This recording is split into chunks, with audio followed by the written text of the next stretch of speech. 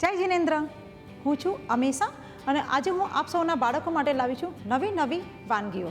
આજે આપણે અહીંયા બનાવશું જૈન વેજીટેબલ અપ્પમ. સ્કૂલનો સમય થઈ ગયો છે અને બધી મમ્મીઓને ટેન્શન થાય છે કે હવે રોજ સવારમાં ડબ્બામાં આપું છું. એટલે આ જે વેજીટેબલ અપ્પમ છે એ હેલ્ધી પણ થઈ જશે, ઘણું બધું શાકભાજી પણ તમે એમાં નાખી શકો છો અને ઇઝીલી સવારે નાસ્તામાં પણ તમે એને બનાવી શકો છો.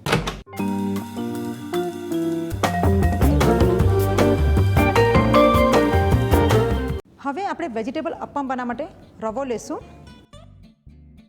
અને આપણે જે અપ્પમ બનાવી રહ્યું છું યા તો આપણે એને છાશમાં પલાળશું યા તો તમે એને ઘટ દહીં છે એ લઈ શકશો.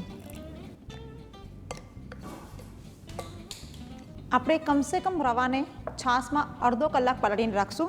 એ પછી આપણે એની અંદર આ ગ્રીન કેપ્સિકમ નાખશું બિકોઝ આપણે અહીંયા વેજીટેબલ અપ્પમ બનાવીએ છીએ. થોડા બાફેલા સ્વીટકોર્ન એને આપણે હાફ ક્રશ કરી નાખ્યા છે અને અહીંયા જે ચોપ કરેલા ટોમેટોસ છે એની અંદર આપણે જે બી હોય છે એ કાઢી લીધા છે. હવે આપણે થોડું સ્પાઇસીનેસ કરવા માટે આપણે એની અંદર લીલા મરચાં નાખશું જે ક્રશ કરીને વાટી રાખ્યા છે. આપણે અહીંયા હલકી મસ્તી આપણે એની અંદર કોથમીર નાખશું. આ જે વાનગી છે આપણે બાળકો માટે બનાવીએ છીએ એટલે થોડી કલરફુલ હોય તો ખૂબ જ સરસ લાગે અને આટલા બધા વેજીટેબલ્સ એકસાથે એ લોકો ખાઈ પણ લે છે. હવે આપણે એની અંદર સ્વાદ પ્રમાણે મીઠું નાખશું, હલકી મસ્તી છાશ થોડી આપણે નાખશું ને હવે આપણે એની અંદર ફ્રૂટ સોલ્ટ નાખશું. હવે આપણે એને પ્રોપર હલાવી લેશું.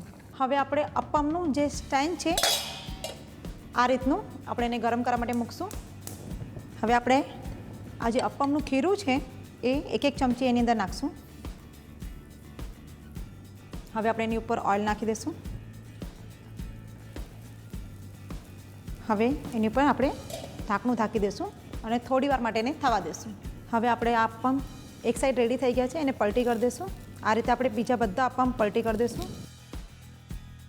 આપણે બધા જ વેજીટેબલ અપ્પમ પલટી કરી દીધા છે અને પાછું આપણે થોડું ઓઇલ એની અંદર નાખ્યું છે. હવે પાછું આપણે એને ઢાંકી દઈએ. ત્યાં સુધી અપ્પમ નોર્મલી બધા જ લોકો કેચઅપ અથવા ચટણી સાથે ખાઈએ છીએ પણ આપણે આજે અહીંયા મેયોનીઝ સાથે ખાશું છે જે ખૂબ જ ઇઝી છે. તો તમે પણ આ મેયોનીઝ ઘરે બનાવી શકો છો. એની અંદર તમે ચાહો તો ગ્રીન ચટણી નાખો તો બી સરસ લાગશે. આપણે અહીંયા બાળકો માટે છે એટલે થોડું સ્વીટ હશે એટલે વધારે ભાવશે એ લોકોને, એટલે આપણે અહીંયા ટોમેટો કેચઅપ નાખીએ છીએ. પણ જો તમારા બચ્ચાઓને થોડું સ્પાઇસી ભાવતું હોય તો તમે ગ્રીન ચટણી પણ નાખશો મેયોનીઝની અંદર તો ખૂબ જ સરસ લાગશે. આ આપણું મેયોનીઝવાળું ડીપ તૈયાર થઈ ગયું છે. હવે આપણે એને એક બાઉલમાં કાઢી લઈએ. એને આપણે કોથમીરથી ગાર્નિશ કરી લઈએ. ત્યાં સુધી આપણા વેજીટેબલ અપ્પમ પણ તૈયાર થઈ ગયા છે. હવે આપણે એને પણ કાઢી લઈશું.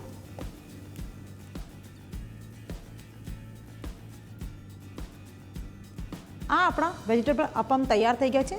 સવાર સ્કૂલનો સમય હોય તો મમ્મીઓ હવે ટેન્શન લેવાની જરૂર નથી. ખૂબ જ ઇઝી છે આ રેસીપી, તો તમે પણ આ ઝટપટ બનાવી શકો છો. અગર આપ સૌને અમારી રેસીપી ગમે છે તો એને લાઈક કરો, શેર કરો અને અમારા ચેનલને સબસ્ક્રાઈબ કરો. For more such delicious recipes, stay tuned to Sanjeev Kapoor Khazana.